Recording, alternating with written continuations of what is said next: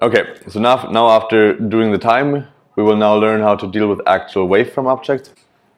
So please now go back to the introductory notebook and use the number 3, handling waveform data, the stream and the trace classes. And I click on it, it opens a new tab. And we should be good to go. Okay, same as in all the other notebooks before, just make sure to execute this first cell, so nothing weird happens. So here's once again for your reference, here's this picture of our stream and trace class. And I'm going to go over it once again just because it's so central to how ObsPy works. We have the stream object, collection of traces. Each trace has an actual data attribute which contains the data array, and the stats attribute which contains the meta information.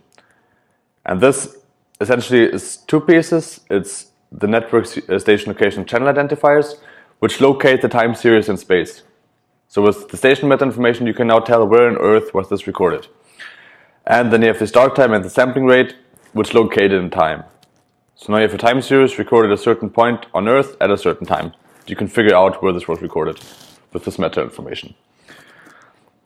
And then you have the attached methods. If you want to work with it, you call one of these methods. If you want to integrate it, you call the integrate method. Remove the response, you call the remove response method.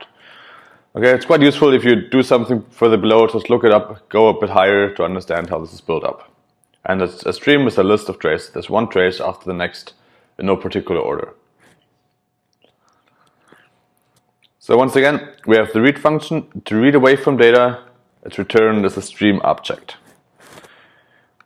So now I'm just going into a bit more detail of how this works internally and what you can do with it. As I said before, you pass the file name and you optionally pass the format, and it gives you a stream object. In this case, it will skip the format detection, which if you read tens of thousands of files, it's a tiny bit faster. But usually it's not worth it to do this, just to show that you can. You can use Unix wildcards to read multiple files at the same time. So that's quite common. A quite good use case for that are if you have SAC files, you have 1 file per component, but your algorithm somehow needs all 3 components. So you use a wildcard to read all 3 components. Like wildcards are like asterisks and question marks, which then replaced by file names. There's no need to worry about the file formats. I think that's a fairly up-to-date list of the waveform formats we do support. So no matter where you get it from, where it comes from, in most cases we can just read it. We are happy actually if, like, say, okay, you have a data format, ObsPy can't read it. We are quite happy to include it. If the format is sufficiently well defined and enough people use it. Then if you have it, you write a routine to read it, please give it to us and we'll integrate it into main ObsPy.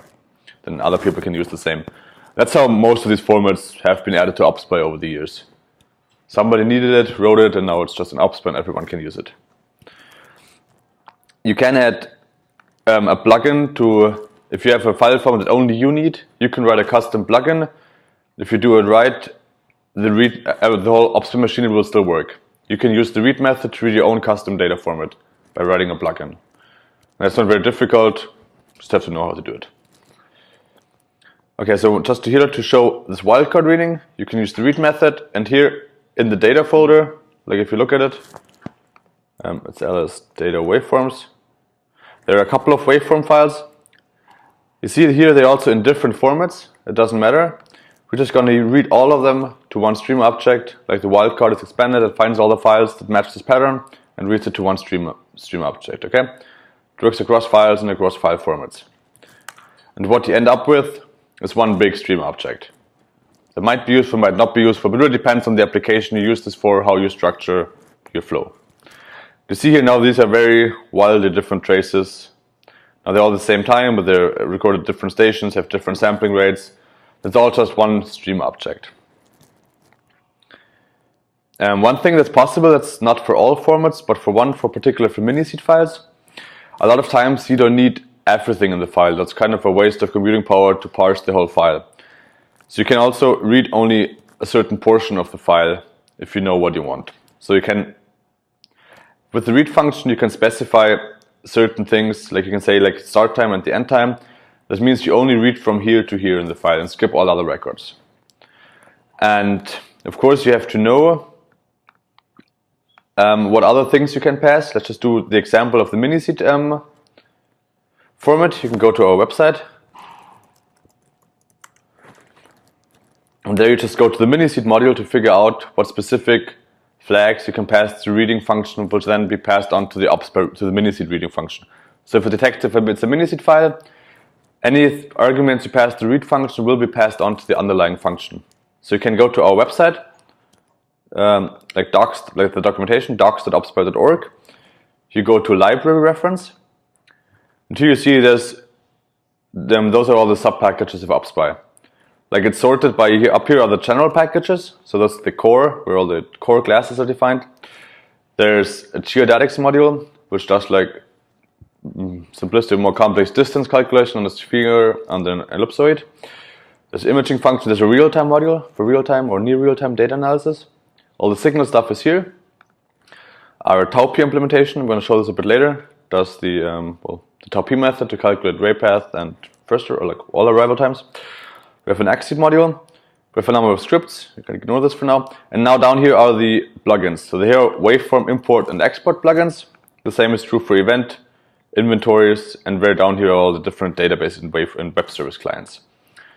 Now we are interested in the parameters you can pass to read miniseed files. So we go to obspy.mseed.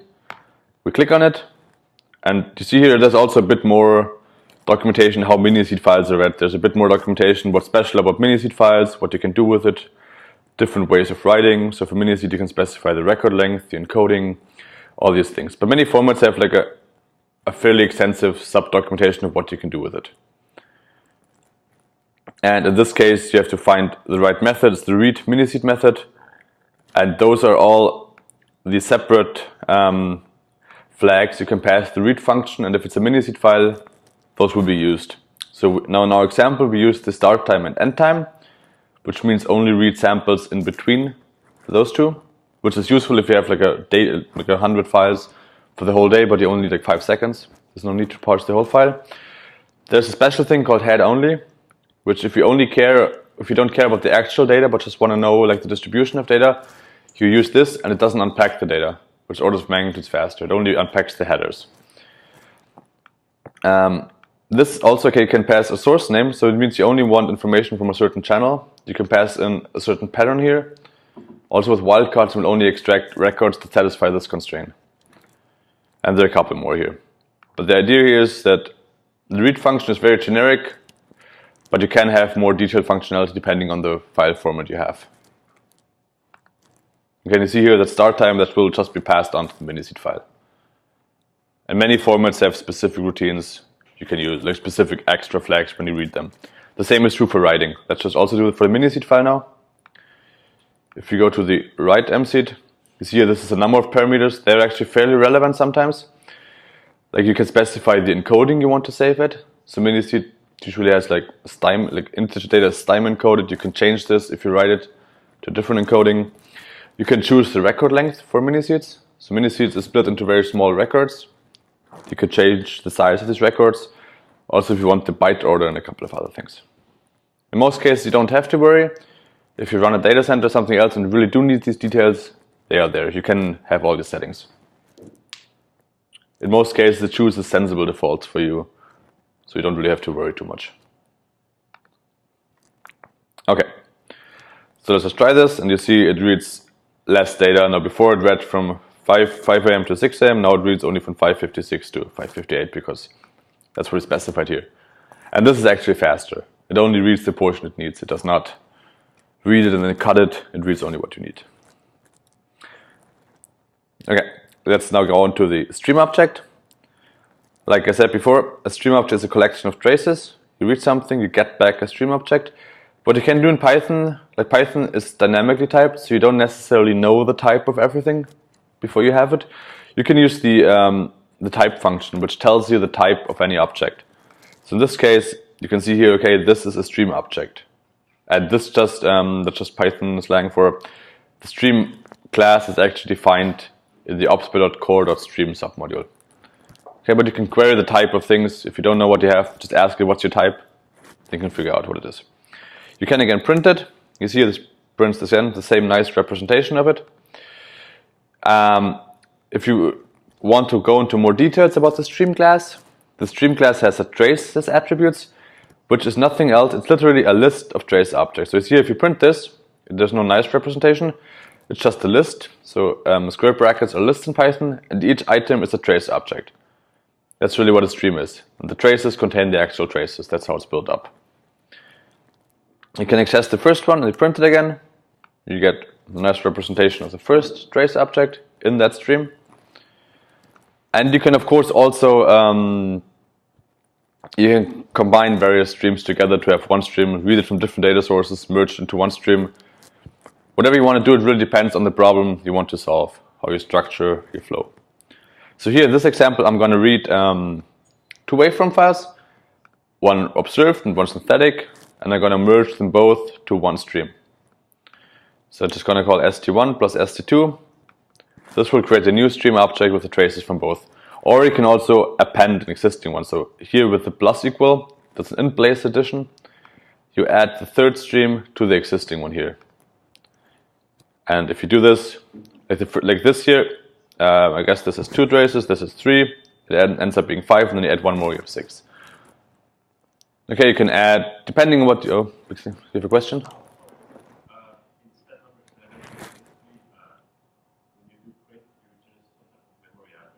Okay, so,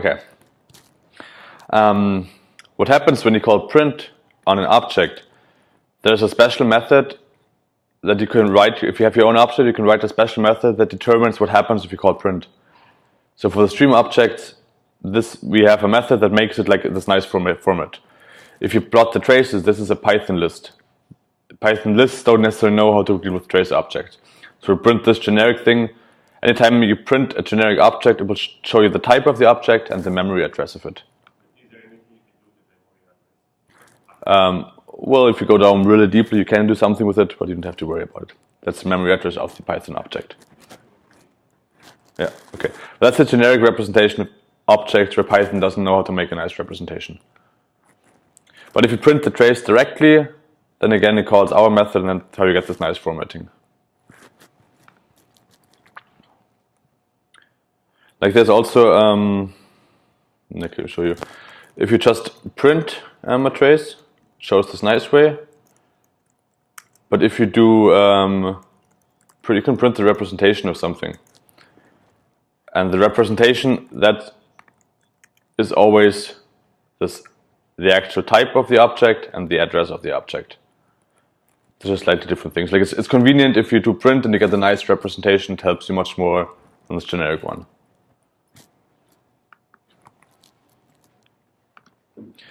Alright, again here, we come back to this, like you add streams, you take a number of them, add them to one, you can also slice and dice them as you see fit. Well, it really depends on what you want to do. A useful thing to do is, if you have an algorithm that naturally works on 3 components, is to group all 3 components into one stream. You can, of course, obviously also loop over the traces in a stream. It's just for trace in that stream. Same as you showed in the Python tutorial, it's a for each loop. So the condition will be executed once for each trace in the stream object. And this will print the dot ID. That's a quick method to get the full seed ID. This will, for each trace in the stream object, it will print the ID. So that's like network, station, location, and channel of each trace. And that's actually what internally, if you call like the filter method or something, that's internally what happens. We just loop over the traces and apply it at the trace level for most things. Again, it's really useful to group processing. If you have 3 components, you don't want to type it 3 times, you just move them all into the same stream object and do it at the same time. Or if you have 6 components or what else. It really depends on what you want to do. Okay, that's the stream object. That's actually like a fairly simple container. Now we go down to the trace level. So a trace object, like a streams are made of traces, and a trace object is a single continuous waveform data block. And by that we mean it's regularly spaced, so each sample interval is the same, and there are no gaps, no overlaps. There's a start time and an end time, and in between everything is well behaved. That's how we define a trace in ObsPy. It does contain, you've seen this a couple times by now, a limited amount of meta information in a dictionary-like object, so the trace.stats, and that's fully described the time series by the location and the start time and the sampling rate. Those are the information you need to place it in spacetime. Okay, let's once again here. You read something, get the first trace, and print it. You get this. And you can of course also print the stats in this, and you see here also like the stats, they're printed in a nice way because that's how we coded it.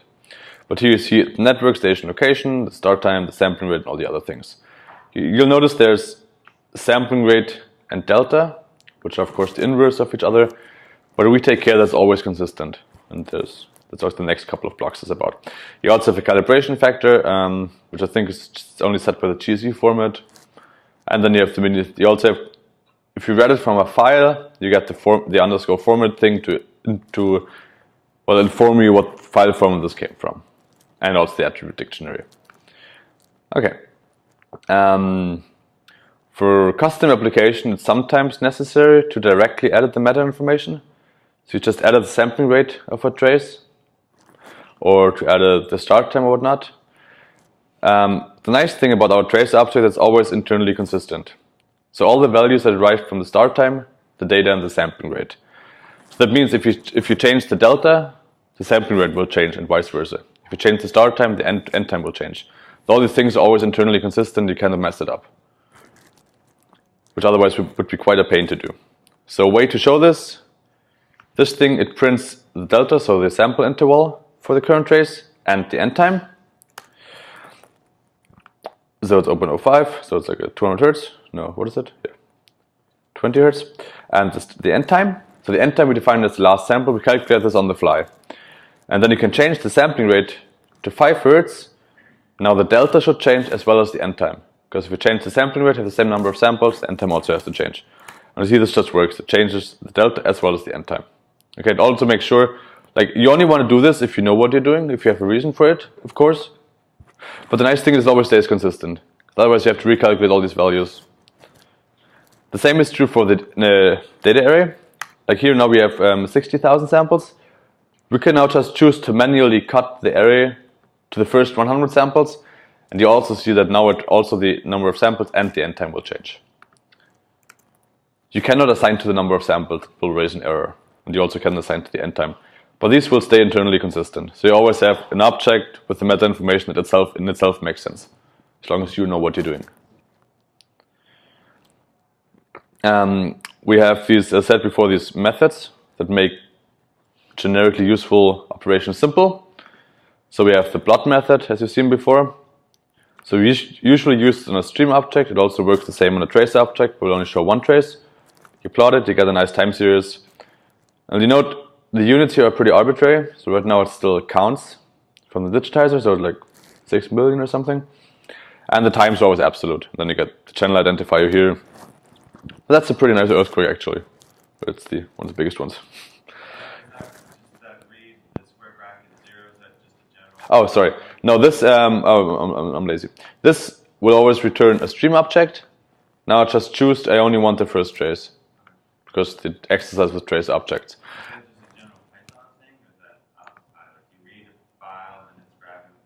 No, that's, usually you don't do this. That's just, maybe I should write like this. Just as a shortcut. Because the read method always returns a stream object. Even if it only has one trace, it will always return a stream object. And if you have one, it's just like, it's better if it always returns the same objects, you can always do the same operations. Yeah, I should have said that. But right now it's about trace object. Usually you tend to work with stream objects, but you have to understand the trace objects to work with the stream objects. There are some convenient methods attached, so you can call a resampling, which will resample the data in the frequency domain, just set a new sampling rate. So you do it before that and after that, and you have 5 times more samples. Okay. Again, many of these are not. You should not blindly use them, because if you downsample, for example, that's not a safe operation. You have to apply a filter before. You still have to know what you're doing. But if you know what you're doing, the operation should work as you expect. And now see also I just changed here. You only have to specify the minimum amount of information, because the trace object itself, it knows its current sampling rate, it knows its number of samples. You just say I want the same thing with a higher sampling rate. The start time stays the same. The end time changes a bit, because I have to think about why it changes here actually. And then now suddenly you have 100 hertz samples with way more samples suddenly. Okay? What's also a very common operation is the trimming. You might want to you have lots of data, but you only need a certain portion of it. There's a trim method. It takes start time and end time and just trims into those two values, like a cut operation. In this case, what you usually feed into it are absolute times. So you pass, again, the same UTC datetime objects we did before. So what this is doing, the tr.stats.start time, this is the start time of this trace object before you cut it. And then you add 12 minutes, because in seconds, 60 seconds plus 12 times 12 is 12 minutes.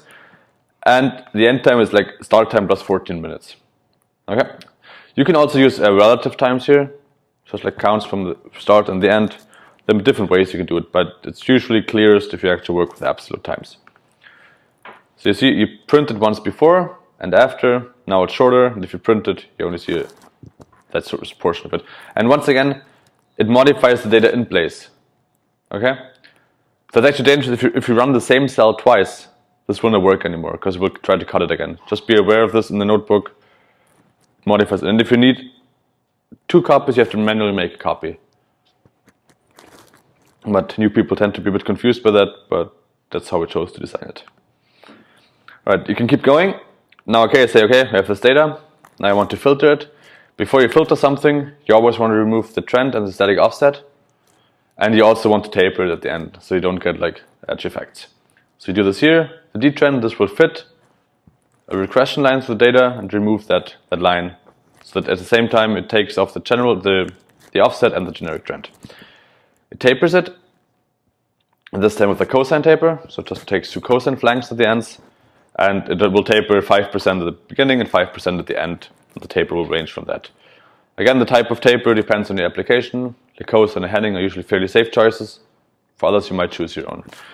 But it really depends on what you do, and that's really the true power. You can modify it for your personal research. Then you do a filter, and now you do a low-pass filter at a frequency of 0.1 Hertz, and you plot it. Now you might want to ask, how do I know all these things I can pass there? Once again, you look up the documentation. So now we're going to use the Dtrend. What do we got here? I can just do Google here. Not Google, but search, sorry. You search for the Dtrend. Actually, you should probably look at the trace Dtrend. That's probably the best document. And here you see, okay, the Dtrend method, it takes a type thing and some options.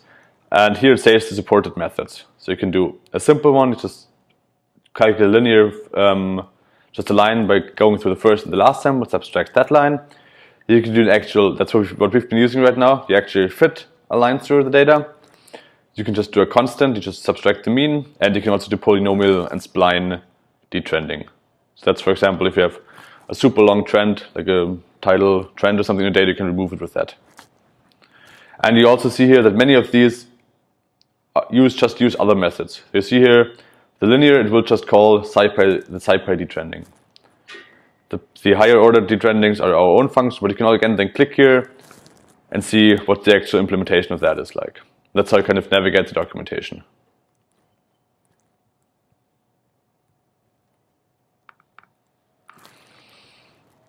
Okay, we can do this here. Now see here, suddenly there's a much smoother version of the same thing. Because you apply the low pass filter, you don't have the high frequencies anymore. And it's the same thing, it's just low pass filtered. In this case, actually a causal filter, so there's a small time shift.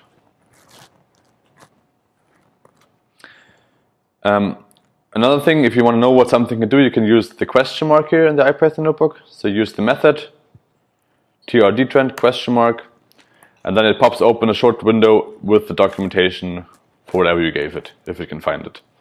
So that's exactly the same you see on the website, just showed in a, not the same, it's not as nice, but it still works too, if you want to figure out what to do. Okay, the other what we think is a truly powerful thing is that the actual data in the stream object and trace object is available as a Numpy array. So as soon as you read with ObsPy, you have the data as a Numpy array, and you can run any kind of other Python package on that data. So this just prints the first 20 samples of this data array. You can, if you know what you're doing, again, ObsPy is a library that enables you to do your things, but you still have to do it. You can do direct arithmetic operation on the data. Like here, I squared and add 1/2 for some reason, I don't know. The nice thing is these things are fast because it's a Numpy array. All the extra calculations are done in C. So it's per element, like each element you square it, add it in half. So that's fast to these simple arithmetics.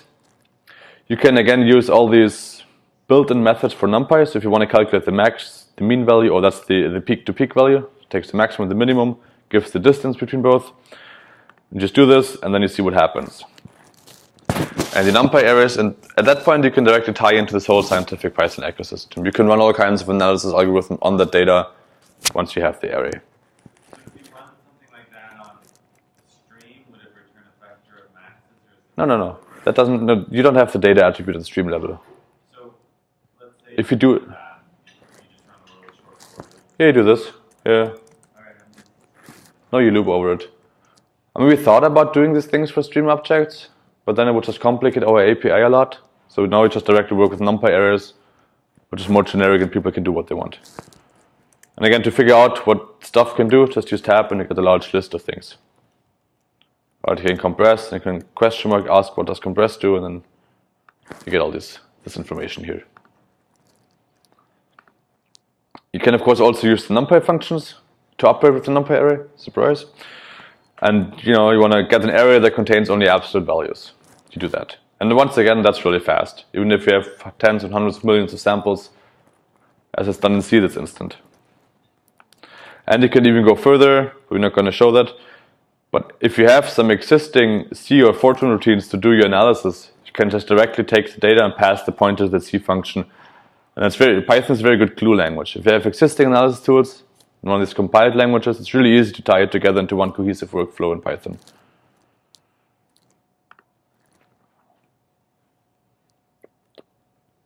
Okay, and we actually do this internally. So for cross correlation or beamforming or other things, we do, like ObsPy in parts is written in C because sometimes some algorithms are just too slow in Python, so you have to go down to C.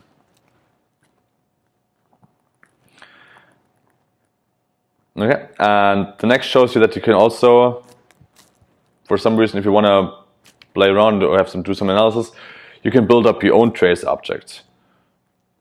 And you can, for that to do, so now this short snippet will just generate a custom trace with some random data to do something. And again, practice, you have to have an application for this, but it's usually easy to find. So from ObsPy, you import the trace object. Now you can use the trace object. And this here generates 100 or like 500 random samples, I think going from -100 to +100. You create a trace object by saying tr equals trace, and then you pass the data array into it. This will give you a trace object with that data you just created. And you can still assign the meta information. Okay, that's of course a very constructed example here, but there are real applications where you might have to do this. And then you plot it. I didn't import Numpy. Okay.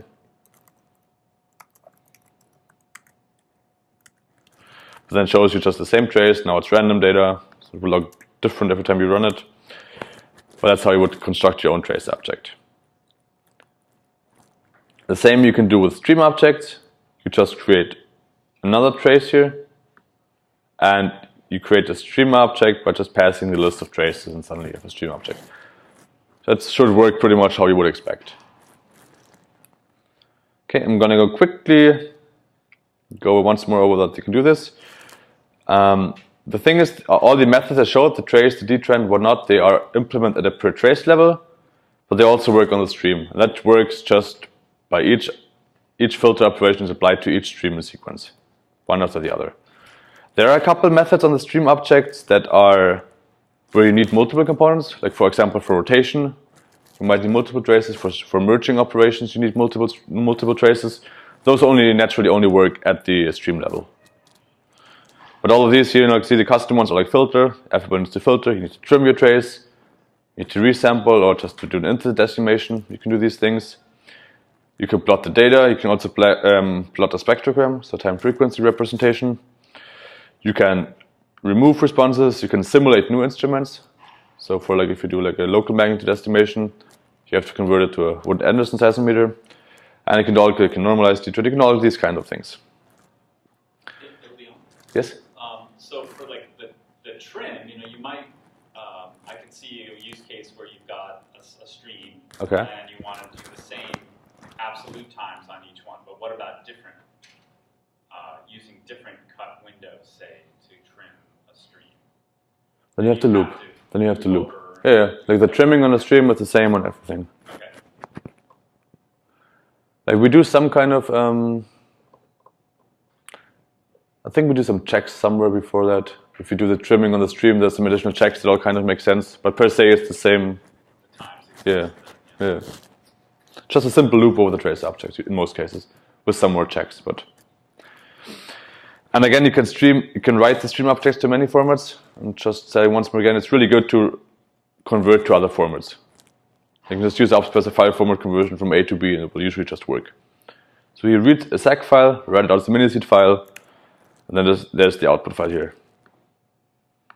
Again, you can also write to a number of other formats. Now, not all, like I showed all the waveform plugins, not all support writing. Because at some point nobody needed that, so it's not implemented. But all of them support reading. Again, the same is true for the waveform and the inventory. Usually all support reading, but not all support writing. But if somebody wants to write the write method for a certain file format, you have to write it and add it to ObsPy.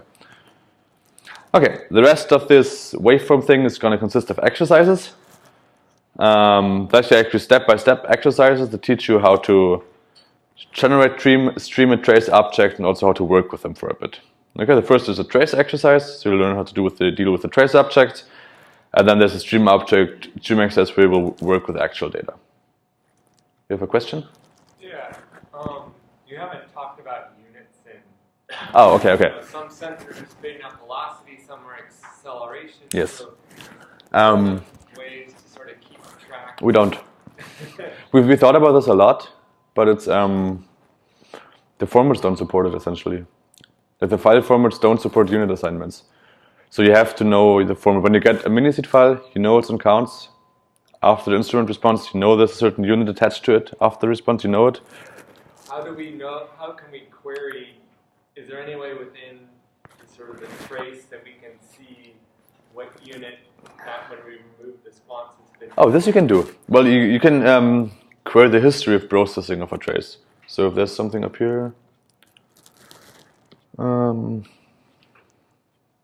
Here, I did a couple of things to it. You can essentially query what has been done is this tier stats.processing, I think. Nope. Where's a different trace now? Wait. Then let's just do a new one. So we're going to create a trace. We can like Dtrend it. And then you could do yours here.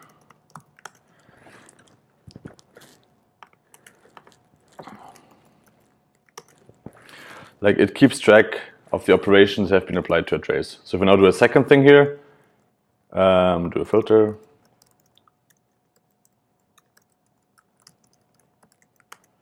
We'll show you the stats, will suddenly have both of them. So you can at least keep track of what happened to it, but we don't keep track of units currently.